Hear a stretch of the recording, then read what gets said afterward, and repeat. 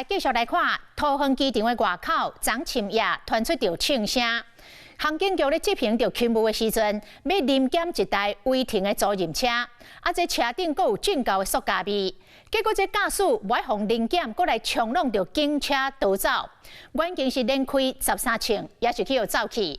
尾仔伫个准头交流道的附近找着车，警方即摆是全力咧追捕嫌犯。 这个黄色的车真大方停伫公务车的专用架，看到警察车挖紧尔，驶倒提关键要甲问尔。想不到嫌犯继续检查，想要逃走，佮冲撞警察车，警方连开13枪，车互走去。命车，车主摇下车窗，远景随即闻到有浓厚的燃烧塑胶味，该车辆当场拒解并加强逃逸。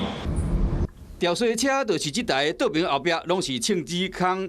钣金弄甲密密茂茂，嫌犯驾驶这台欧洲的进口车是2天开9000块租来。地上还有血迹斑斑。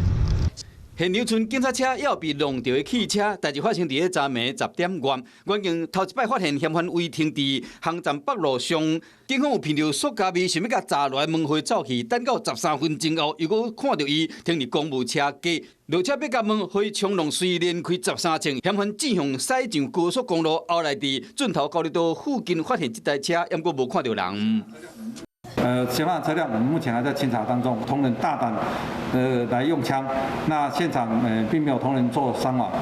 嫌犯也未抓到，抑过伫个国门内继续临检弄警察车，被连开13枪，警方唔敢大意。